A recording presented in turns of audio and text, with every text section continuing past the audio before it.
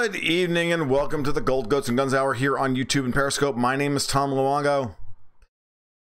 It's Monday, March 11th, 2019. Now let's talk Brexit. Before we get started, while we wait for a couple people to get into the channel, little housekeeping. Monday nights at 8 p.m. like now, Friday nights at 8:30, plus or minus 5 minutes. It is, you know, a thing. If the coffee's not brewed by 8 o'clock, well, you know, I may be a couple minutes late. We do this for about an hour and 10 minutes or so. I also do short videos during the short live streams during the week, 10-15 minutes talking about issues of the day. You can follow my work over at tomluongo.me as well as moneyandmarkets.com and Strategic Culture Foundation. You can follow me at TFL1728 on Twitter, but I'm not really sure what the point is of Twitter anymore other than to reinforce other than to reinforce whatever it is that Jack Dorsey's endorsing that day. Big news of the day, Zero Hedge has been banned by Facebook. That'll be interesting. Zero Hedge, and unilaterally, without any kind of warning or notice and without any communications whatsoever as well. But, you know, none dare call it censorship or anything. God, no. They don't have an agenda. Why would they have an agenda? Blocking content that's critical of them. Really? All right, but the big thing we're going to talk about tonight is Brexit, because we've gotten some news recently, last couple of hours. Theresa May and Jean-Claude Juncker gave a eulogy, a press conference having to do with changes to the Irish backstop. Now, I've read the agreement that was agreed to. I haven't read the entire withdrawal agreement, but I did read what was supposedly agreed to today, the changes to the Irish backstop. But the only significant change that I can see that's different is that they've agreed to come up with a better plan by the end of 2020 as opposed to the end of 2022, but nothing else has really changed. All that has changed is that they have stated that they both enter into this agreed willingly, and that their opinion about this being their agreement is legally binding. Not that anything in that agreement is legally binding. Just that, well, we've agreed that this can be construed, that this language can be construed as legally binding, and none of it actually materially changes any of the things set forth in the withdrawal agreement that would bind the UK, because of the Irish border, Northern Irish border, into the customs union permanently or semi-permanently or forever or whatever. And therefore the single market as well, because it's like the customs union on one side and the single market on the other, and the Irish, so, and all for the Irish border to remain open, when at the end of the day, it's the Irish's problem. Because Northern Ireland will have to be governed by EU law for the backstop to be legal. And in every sense of the word, the backstop is already illegal. It violates multiple treaties. It violates the EU Charter. It violates the Good Friday Agreement. Everything about this is illegal. But so what? When did the legality mean anything when we were talking about the integration of the European continent into one oligarchic, technocratic superstructure run by a drunk named Jean-Claude Juncker?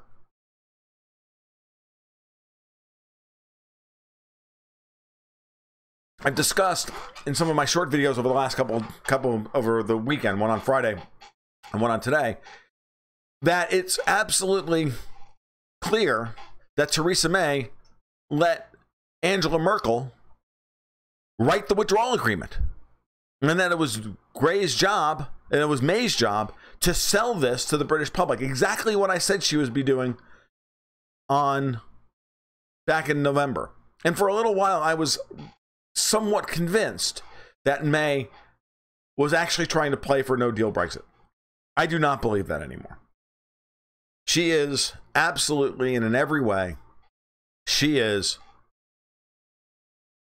trying to reverse the decision made in June of 2016.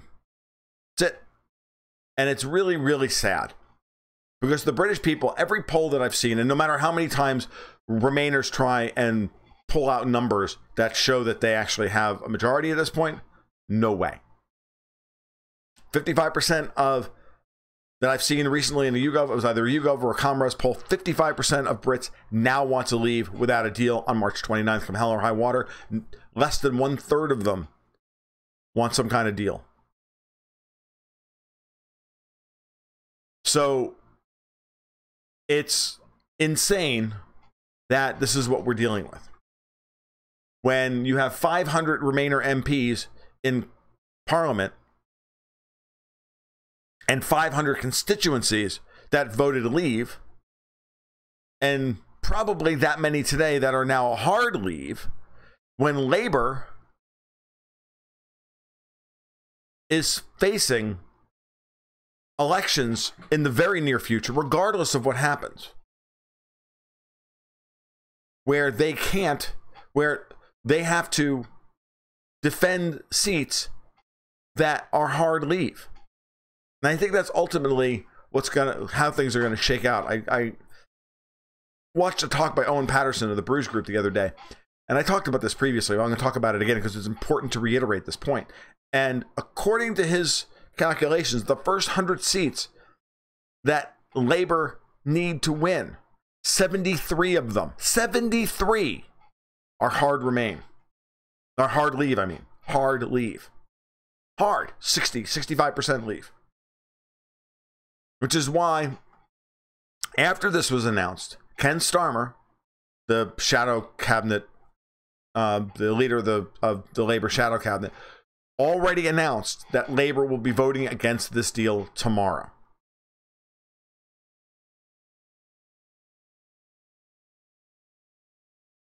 So it's really fascinating. So Labour's going to vote to save the party, and then hope that they can bamboozle everybody into either an extension of Article 50, a second referendum, and to try and take a no-deal Brexit off the table. But here's the thing. No vote on the 13th saying we want to take no deal off the table. That's fine. It's not a meaningful vote. It's not an amendment to the act. It's not a revocation of Article 50. It's just an indication of, well, we're willing to negotiate something else. It's a stepping stone to saying we want to extend Article 50. It's a formality that we have to go through. That we're going to take no deal off the table, so let's extend Article 50. But as I said before, there's no guarantee that they'll get an extension of Article 50 through the EU Council of Ministers. You have at least 2 or 3 countries in the UK, in the EU, that will vote against, that could easily vote against an extension, no matter how much arm twisting comes from Juncker and Merkel. Because they're on Brexit's side.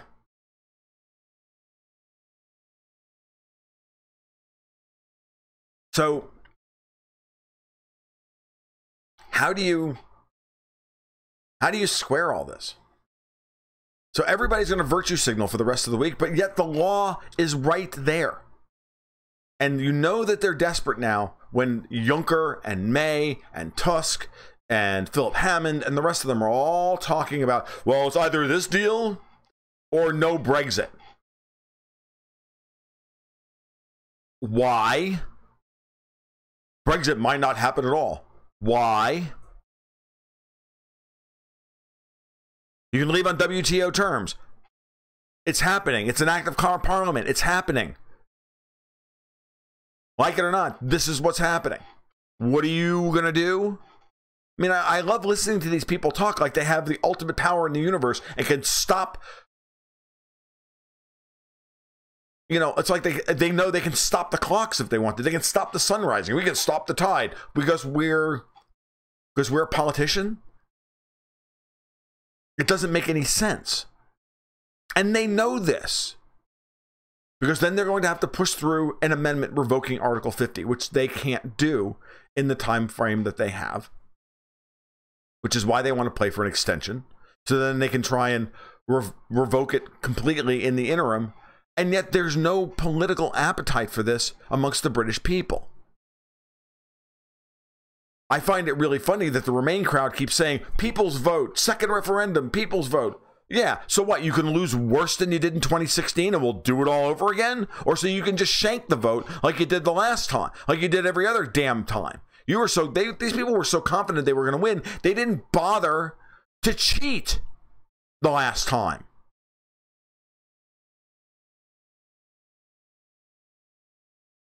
Unbelievable. Unbelievable.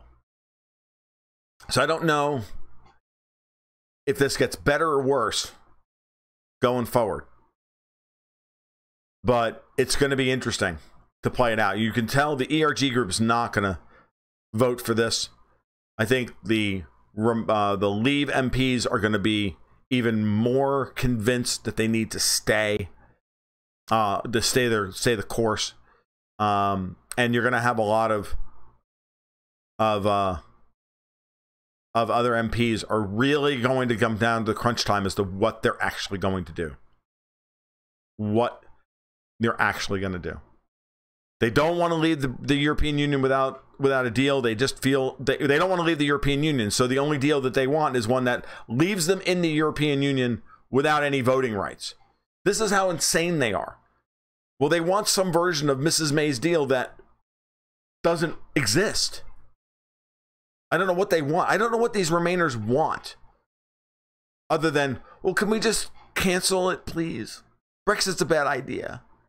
We're going to whine a lot. We're going to whine a lot, and then maybe you'll do exactly what we want you to do. No, fuck you. It's over. Oh, by the way, NSFW. Unbelievable.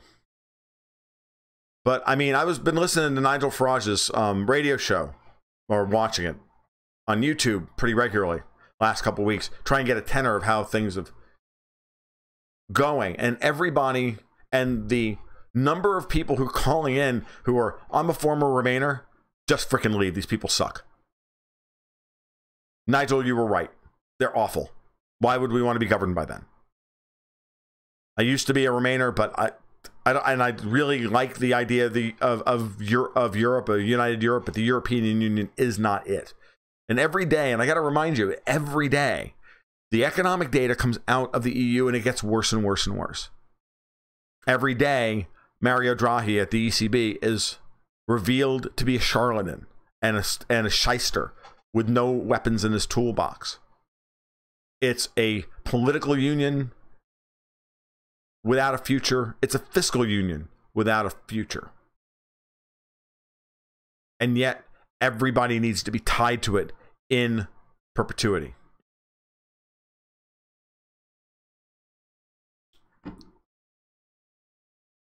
They will not let go of the dream. They're on autopilot, headed straight for the end of the line.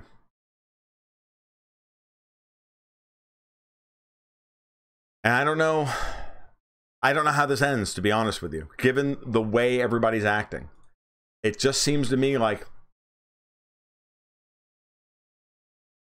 the most likely scenario is still it's a no deal Brexit. They just leave without doing anything because they can't make a decision.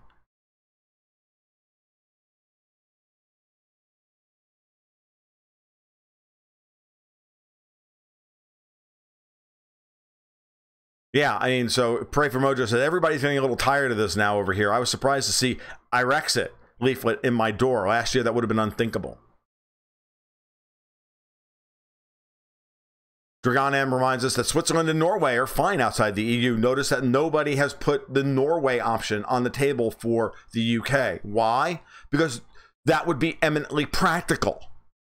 No, that's not possible. We can't have that. Because they're all looking at Italy. And they're looking at Hungary, okay? And they're looking at Poland. And they're realizing that if they, and I mean, was it the head of the European Council said that today. I bet you Italy's thinking twice about leaving the EU now. Yeah, he did it with his effete, Belgian accent or whatever, but, fuck that. That's what this is all about. And from the beginning, it's always been about this. They can't negotiate because they can't show any weakness. They have to make this painful. yada, yada, yada. It's not even painful. The painful part about it is that the Brits won't just stand up for themselves and do what's right, because there's 500 traitors in Parliament. Just like there are about 400 traitors in our Congress.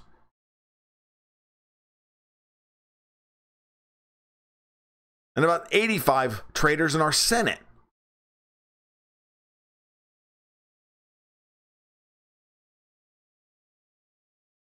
RB Tools, spoken like an Aussie.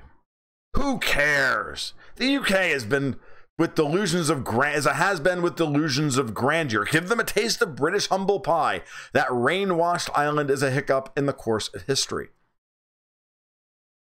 Look, at the end of the day, I do care, not because of the UK, one way or the other. I have a real hard time with the way our special relationship with the Brits seems to always disadvantage us and advantage them. This is about the EU. The EU is evil, it's globalist, it's neoliberal, and it needs to be destroyed. It is everything that is bad in humanity. It's an unelected bunch of bureaucrats, drunkards, and cowards. It's people you wouldn't give the time of fucking day to when you were in high school, and now they're in charge of the fucking world. Fuck the EU, fuck Britain, fuck them all. Fuck all this shit. This needs to end. And these people like Juncker and Merkel and Tusk and the rest of them all need to be destroyed.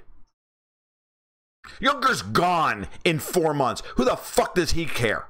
He's an ideologue and a political hack. Someone else is going to take his fucking place. They're going to be just as bad, unless the Eurosceptics can take enough seats to scuttle anybody else. But the EU is evil at its core. It's fundamentally the wrong path for humanity.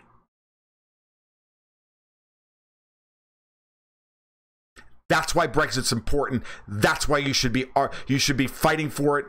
That's why you should be invested in it, regardless of how you feel about the Brits. They're not my favorite people.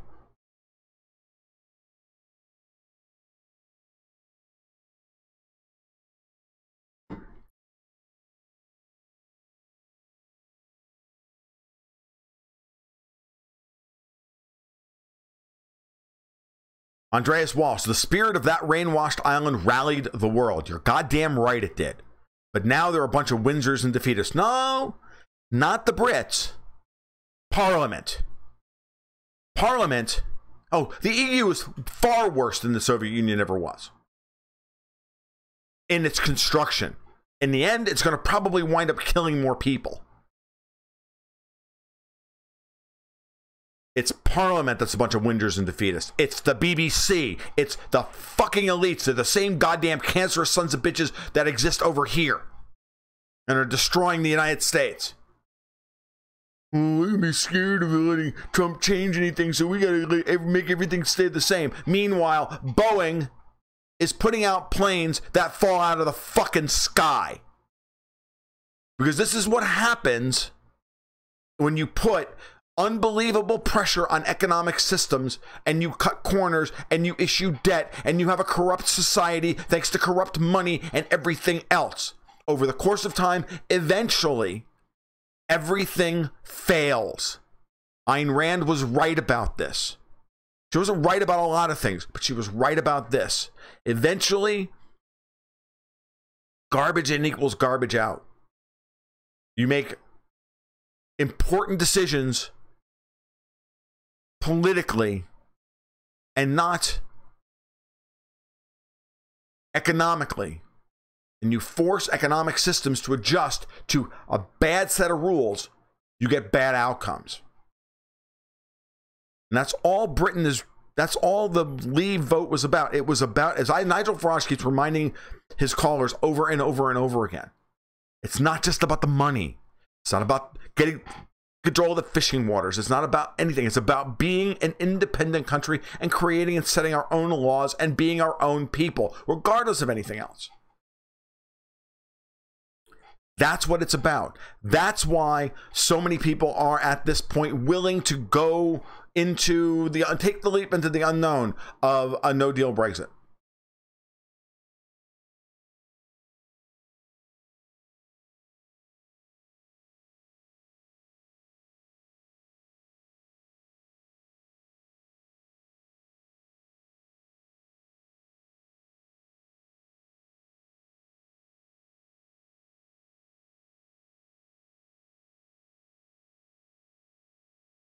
Just reading the comments at this point. Sorry. So it's insane. You know, I was talking with my friend and partner about Boeing earlier. The thing that you really have to remember here, it's very possible that these new 737s, it could just be software. It's very possible. But it could also be that they made fundamental changes to the fuselage and design of the plane that it operates differently than it should, its design parameters, and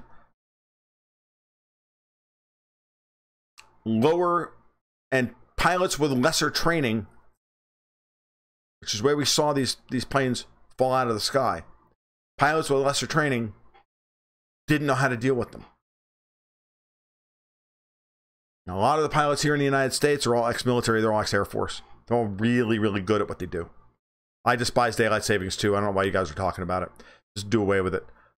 I don't give a fuck about what Trump talked about today. I'm literally, I care about like 3 things that Trump has done recently, and everything else does not matter. His budget is even worthless. I'm going to cut all this other stuff. I'm going to raise the military budget, and we're still going to spend more. Dude, you're already running the biggest budget deficit in history. Could you please stop spending fucking money you don't have? Jesus Christ.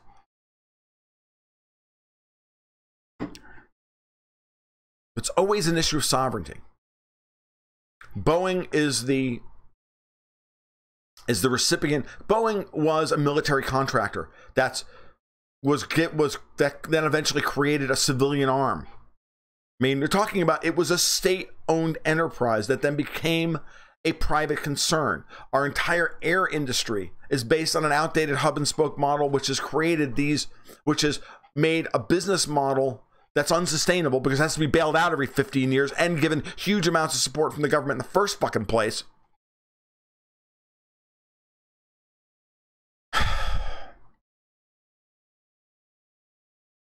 It was never an efficient operation in the first place. The entire air industry exported our crappy model, not because it was good, but because it was the model that was in operation, because it was the only planes you could buy. We have a bad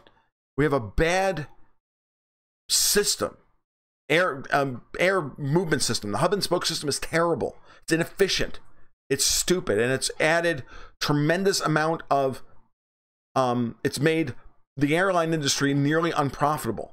And therefore, it's now finally rolled up to the quality and engineering departments of Boeing.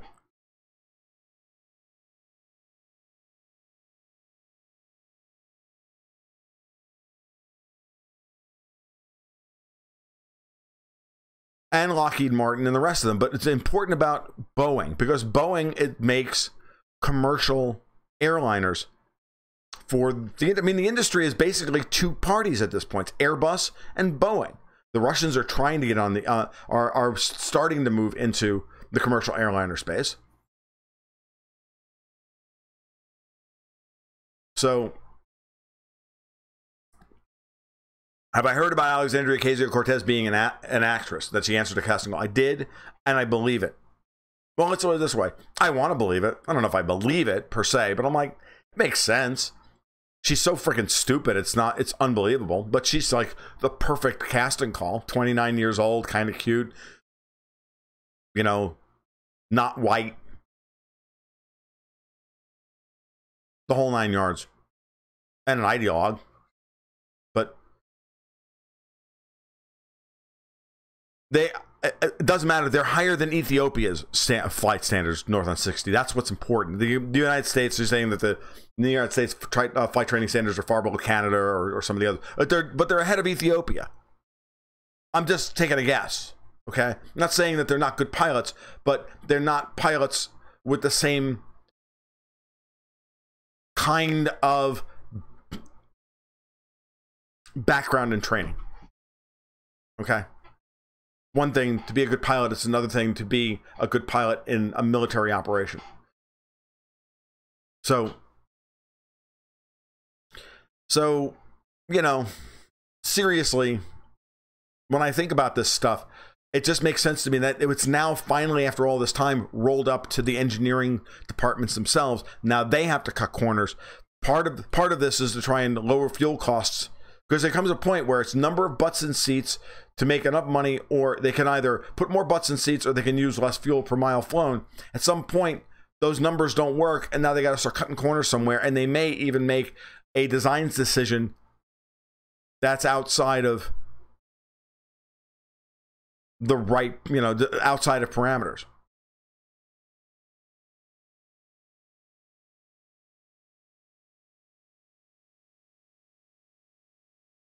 Question for me. Do you think Trump will get reelected in 2020? If the Democrats keep running on the issues that they've been running on, yes, he will. Note my unhappy face.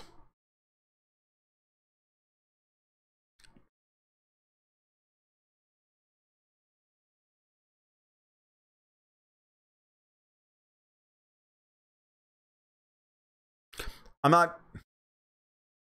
All the engineering has been affirmative action by now. I wouldn't say that per se, Green Penguin. Let's just be generous here and just let's say that the engineering departments at places like Boeing are working their asses off to do things right, but they've been given design goals and design parameters based on political decisions like fucking global warming, using less carbon, to fly fucking airplanes and people. Right, weight and balance outside the envelope. The planes are unstable and they crash. Very possible.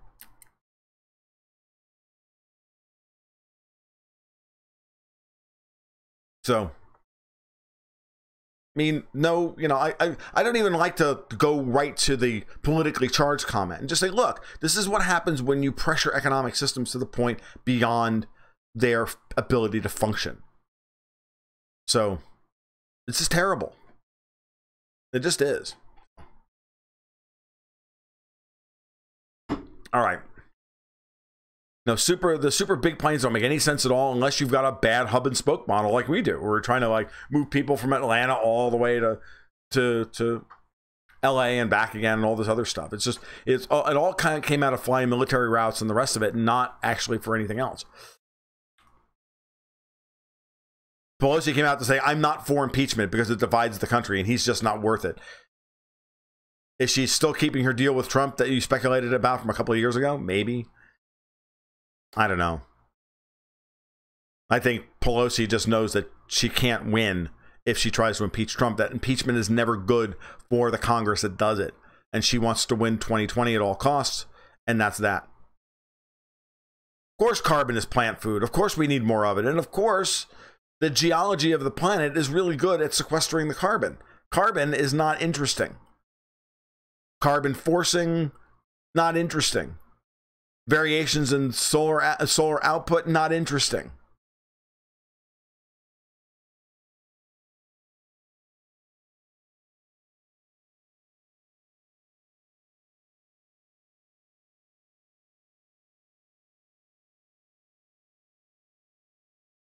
And we need to eat more responsibly raised meat, but don't tell the environmentalists that. Exactly. We need to eat. Look, the funny part about this whole global warming thing, and the minute you start telling people that you're against global warming, they immediately think you hate the environment. Of course, because it's like everything else. It's a typical American political discourses, built on that stupid if not A, then B model. Well, if you're not a Democrat, you must be a Republican. And if you're against public education, then you must hate children. We go from some not this to some ridiculous straw man counter argument. Well, if you're against global warming, then you must hate the environment. No. I like clean air and clean water and all these other things, but global warming has nothing to do with that. Global warming And policy has everything to do with trying to reduce carbon emissions by 1% over 20 years to not materially affect the planet, the temperature of the planet whatsoever. I think that's dumb. I'd rather take that money and put it into other technology. That will make our existing technology 5% more energy efficient. Ridiculous.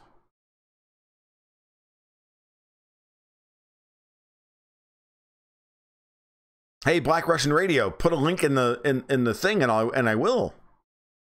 In the chat, and I will. Oh, Black Russians post on Steam it. Well, give me a link, dude.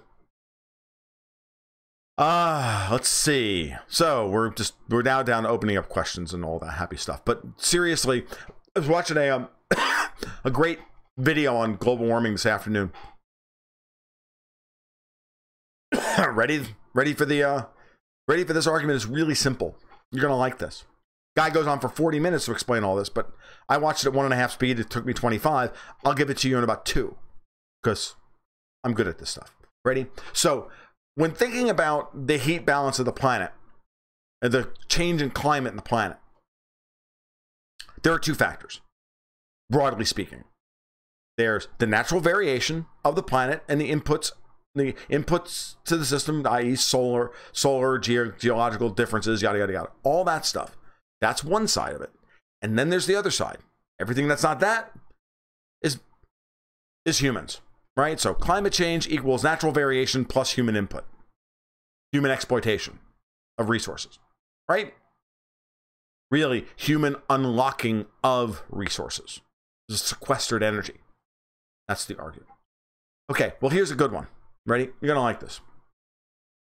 So what's in the natural variation stuff? Well, we know that total solar radiance, as measured,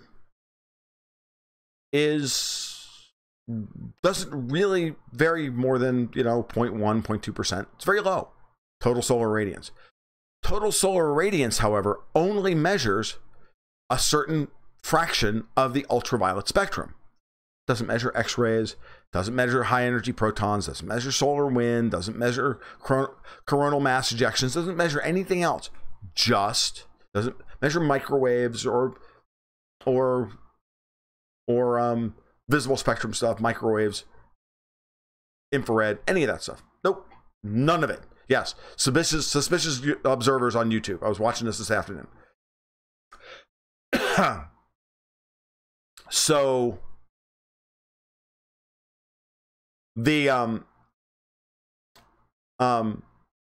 so they put up this chart of of total solar radiance and all the dips in it over the course of the last couple hundred years. And every major dip. Now, the couple of the big 4 major dips were like lunar eclipses and, Venus, right? Literally blocking out the sun. Because there's a big fucking object between us and the sun. That makes sense. Total solar radiance would go down. But then all the other little spike downs were all correlated with coronal mass ejections or solar flares and the rest. No, but you have to have good, user 13, you're right. At the end of the day, it's all about leveling the first world with the third and killing and reducing population. I know that. What I'm saying is you guys need to have good information on this, good arguments against it. So when people look at you and go, oh, no, it's about, no, fuck you. It's about science. It's about, this is what we don't measure. So really, we only look at the natural variation, which is almost 0, of this little slice of the electromagnetic spectrum, when there's this whole big fucking thing out here that's much bigger than that. Now, when coronal mass ejections happen, right, the total solar radiance goes down as measured by just the UV, just that little band, right, the UV band. So, well, why is that? Well, 2 reasons. One, the energy that the sun's putting out isn't in that band. It's other stuff. It's high energy protons, and it's X-rays and gamma rays and all sorts of stuff. It's, oh, by the way, large amounts of energy. And a lot of it is mass,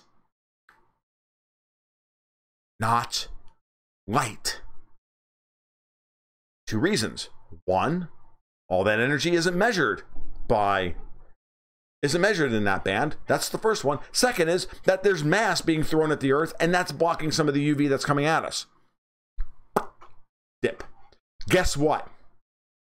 If natural variation is measured by that, and that dips, well, X equals A plus B. So if A goes down and X is a constant, then B has to go up. So all of that dip from all of these high energy ejections from the sun are being blamed on humanity.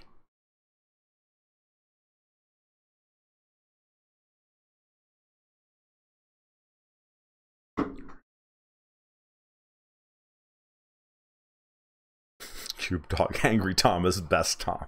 I know you guys love it when I get angry, but I don't know. So, drives me crazy. It's stupid. So use this. Watch that video. It's the Suspicious Observers. The reason why global warming is wrong that even a layman can understand. Look that one up. You won't have a hard time finding it. It's really good. It's well worth it. Put it on 1.5 the speed. The guy speaks really slow. Yeah, Samajas here. So here we go. So once people were killed for suggesting the Earth rotated around the sun. Today, if you suggest the sun has a greater effect on the Earth's climate than factories, kill the heretic! Science has become an instrument for deception. More than that, it's not even fucking science anymore. Science is not consensus. One only need to look at climatology. Hard to trust anything in this age of deception we live in. Vostok ice core samples crushes the global warming. I know that, Cube Dog. I've been saying that for years. The temperature, the temperature record is a complete fucking mess. I spent 25 years in laboratories as both a bench chemist that produced legally binding data and a research chemist that my entire life depended on producing good data so that I could use that to improve my process controls and write and support peer-reviewed research. I looked at that data set, and that data set was so dirty I wouldn't let my dog eat off of it.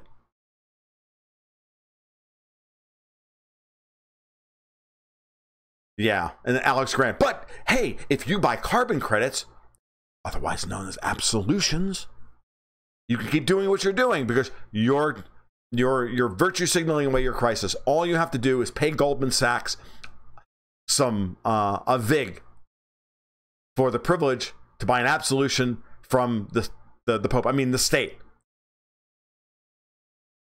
Fuck a whole lot of that. Well, I know we are headed into a 40-year solar minimum. At a minimum, it's 40 years. It could be as long as 300. We're literally at the end of a global solar maximum. By the way, the other thing that he pointed out in that video,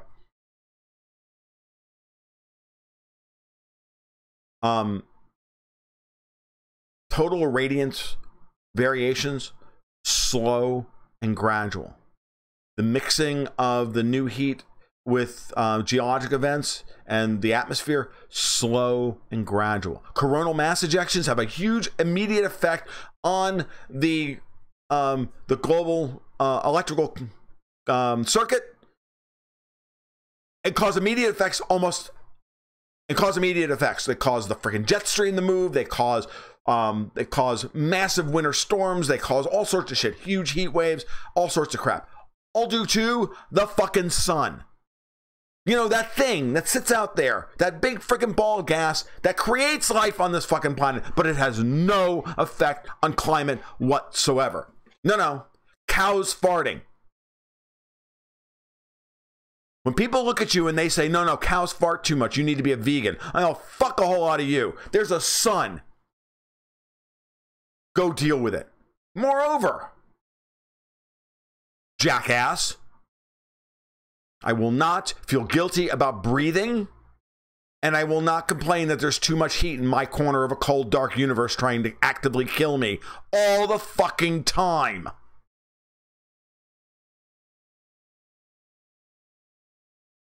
RB Tool. Science is a sequence of errors that serves us best at any given time. Brilliant. Couldn't have said it better myself. All great advancements happen through the continual application of failure. You fail. Oh, look, that was interesting. Why did I fail? Because not because I'm a moron, because I didn't have enough information. Now I have more information. Ooh, let's try that again. Let's try this one. Oh, that failed. Oh, look, that failed. And everybody knows all this shit. And they don't talk about it because why? Just like they won't talk about the Norway solution for the European Union for Brexit. Why? Because they don't want to. Because they want control, they want power, they want money, they want all these things, and they want to be they want it for themselves, and they want it in perpetuity. Period.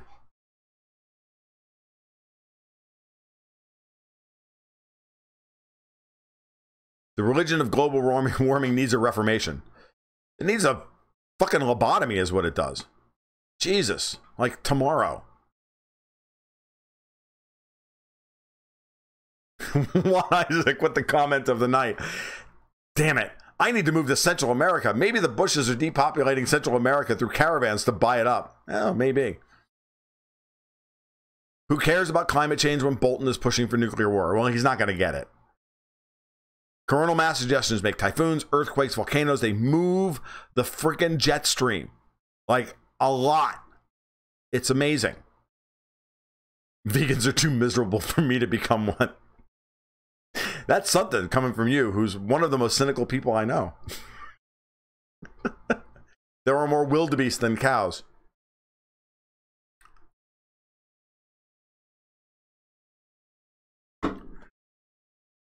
Are they tasty? I've not had wildebeest. I've had water buffalo, though. Water buffalo is tasty. Water buffalo, good. The scientist today seeks to replace the place once reserved for the shaman. They have developed their own creation story with global warming and their own apocalypse as well. And their own high priest, Elon Musk, who's going to just put a solar panel on every roof, take us to the fucking stars, and allow us to drive around in absolute luxury in our virtue signaling Tesla. All you have to do is make him a billionaire. It is, Alex Grant, you're right. Climate alarmism is directly affecting kids. It's causing depression, people not having children. It's all sorts of insane things. These people are nuts. It's the kind of apocalyptic vision for the future that, you know, I remember not wanting to have children because the globalists were going to win it all. And I was like, I don't really want to bring my kid into this kind of world.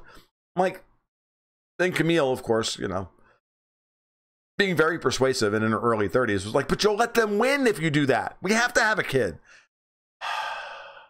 Okay.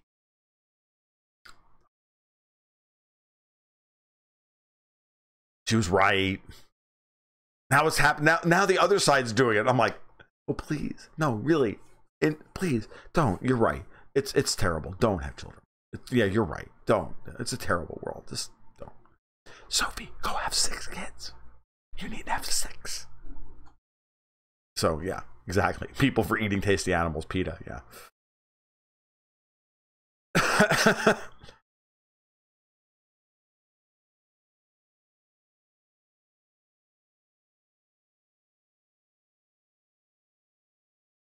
Yep. And our high-tech Pintos that catch fire. You have to be a lobotomized. Yeah, that's right. So, yeah, we're going to take us to the stars in our luxury Teslas that are effectively high-tech Pintos that then catch fire. California has received 4% more rain than normal. It was like living in Oregon. Goats and girls at home. What more do you need?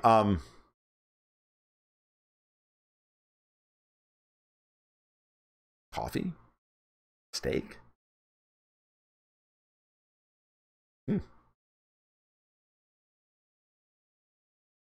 Death Valley is now a 10-mile long lake. Really? I was only there like 2 years ago. It was hot and it was dry. It was awful. It was cool though.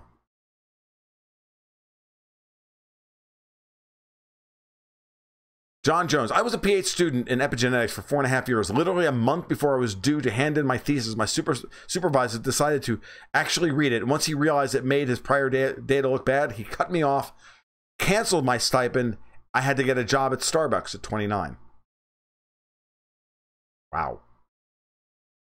And I had a similar story with a friend of mine who went into his PhD thesis defense, was done, handed in his thesis to his advisory committee, to his committee, who hadn't read it. They weren't prepared to ask him questions for him to defend it. He was ready to defend it. They didn't do their job. He had to stick around for another semester or two while they decided, for a summer and a semester, while they decided to take the time to actually read the goddamn thing. Wow. I'm really sorry, John Jones. I've heard other stories like that. It's terrible. Juan Isaac, was the Venezuelan power outage, was it the CIA or bad maintenance? You're asking this guy? Of course it was the CIA.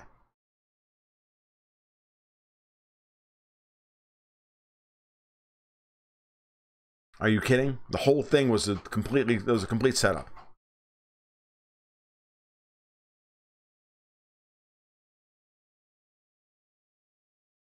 PC culture has turned our society into dour, humorless places to live. No wonder people pop Paxil like candy. It's true. The university system needs to be burned with fire. You guys are on fire. You guys are in fuego tonight. I mean, seriously, this is fun. So, yeah. So Brexit tomorrow. Maybe. We'll see what other really crazy, stupid shit they come up with. I know Trump's budget was a complete train wreck. It's as good as, you know, I love the fact that the FAA declared Boeing its 737 MAX 8 safe to fly despite the second crash in 5 months. Ryu 6, or what did you miss? Everything. We've only talked about like everything today.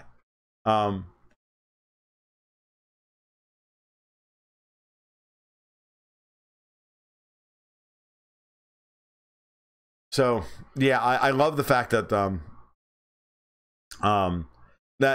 love the, going back to Facebook, I love the fact that they also banned Elizabeth Warren as calling for Facebook to be broken up. Like,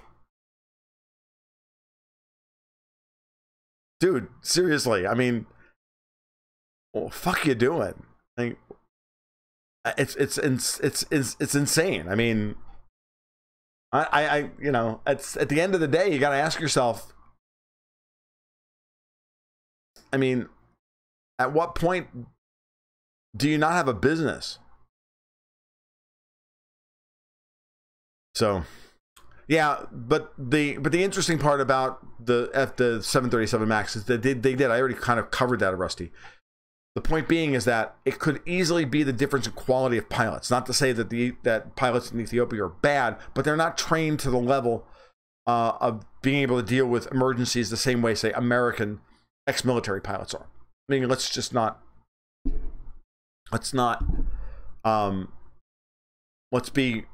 be frank and honest about that. So it may just be that these are situations where the pilot didn't know how to handle the plane because it was operating outside of, you know, because they didn't know that you can't trust the software to take you to cruising altitude, that you don't know how to react in that moment. If you've never done it before, you've never trained for that, it's very possible that that's ultimately what caused these things to crash, or why the flaws in the designs would show up first in the third world countries. Not to blame the pilot, but that it would be more highly likely that in a place where the pilots are less well trained,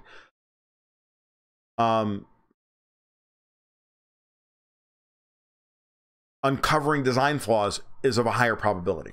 That's all. Yes, Facebook banned Pocahontas' ads calling for Facebook to be banned. Broken up. I'm not saying you have to make no, Ryu, you're missing my point. You missed the whole point about the fact that these planes may have been designed well beyond their, you know, a safe level in terms of engineering because of the very bad business model that the entire commercial airline industry operates under. It operates under a bad business model And now bad politics tied to global warming and all this other crap about not wanting to burn fossil fuels. And so at a certain point, if the engineers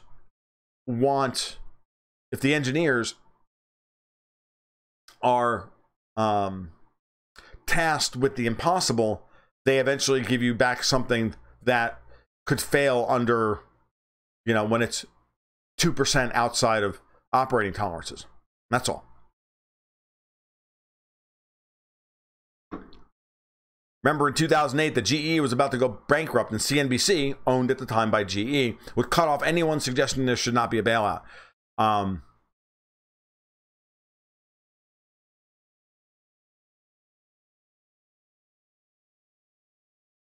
Did I give up on Periscope today? No, this should be going out on both Periscope and YouTube at the same time. I do this, I send out the stream through Restream because, one, it's servers in Miami, so it winds up actually being better than using anybody else. But yeah, I haven't. I just don't. I just can't set up beforehand with Periscope, title or anything else along those lines.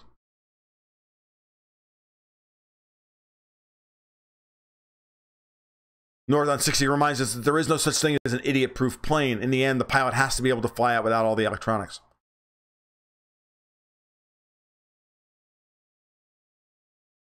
These fly-by-wire, Kurt Reed reminds us also that these fly-by-wire systems can crash from a piece of tape on a sensor. Agreed.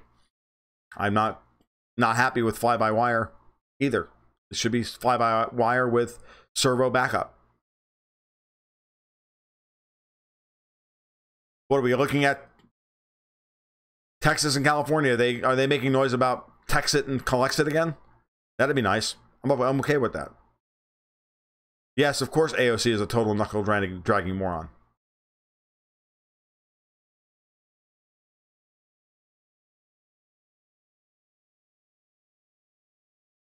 So. All right. What else we got? Anything? Bueller? Fry? Not sure I have anything else I want to talk about today. Oh, of course, Oklahoma will leave with Texas. They're practically the same state. At least northern Texas and Oklahoma are.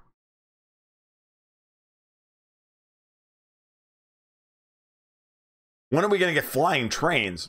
Dude, we can't even get flying cars. And then everybody says, it reminds you, the flying cars are just airplanes. Will AOC make it through 6 years? Survey says no. Survey says she won't even get it through 2. She'll be primaried out in 2020.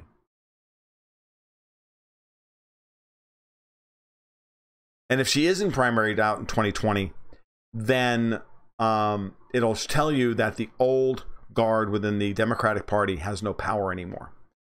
And that the crazies have taken over the institution. And anybody with a brain should get out of there quickly and start thinking about forming a third party. Which would bring me back to Tulsi Gabbard.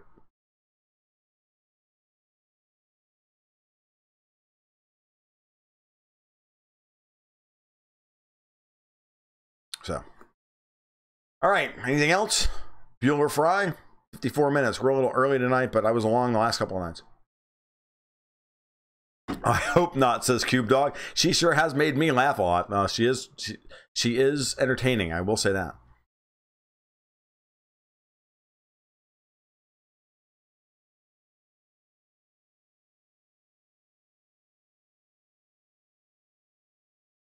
Yeah.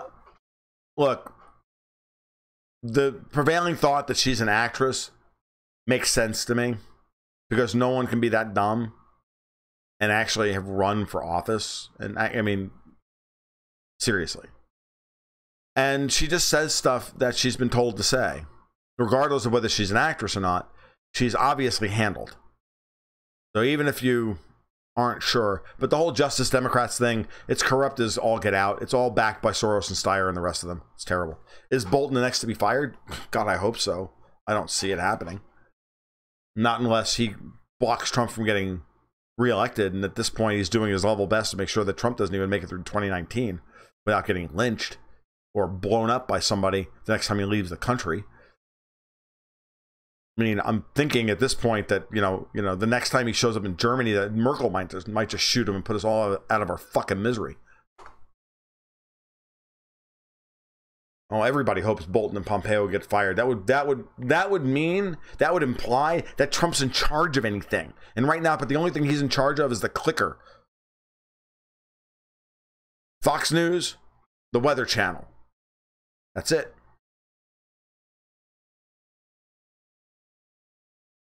Some political handler watched audition and didn't learn the lesson. Avoid psycho women or election. With Matthew Broderick and Greasy Reese Witherspoon. All right. I don't want to talk into a microphone anymore. I've been doing it all day. So I'm going to go. I know it's a little early, but I'm going to go. So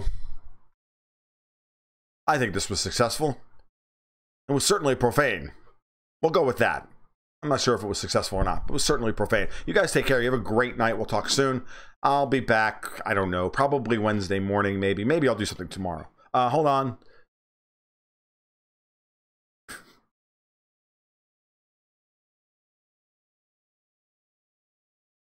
Oh, okay. I'm not allowed to leave yet because Tyler Link finally asked me a question that I want to answer. Hold on. Stop.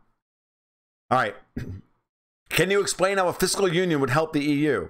Germany pays off bad debts to Italy and others you mentioned in passing. I know I didn't say it would help the EU. I said that there's the only way for the EU to survive is first to have, it can't have the euro without a fiscal union, and it can't have a political union without a fiscal union.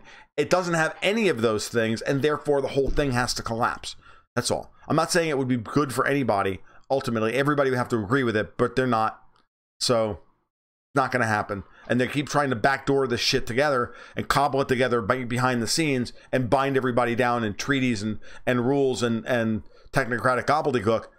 But people are getting wise to this and they don't like it, and they're going to just revolt. And there's not really much that people like Juncker can do about it other than stand around and go, you can't defy me. I am the boss. Well, fuck a whole lot of you, you drunk motherfucker. I'm going to punch you in the mouth. You're going to fall over and I'm leaving. Bye.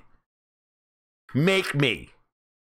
We will threaten a lot and be really angry and European. All right. That is an out. I'll talk to you guys later. Be good. Keep your stick on the ice.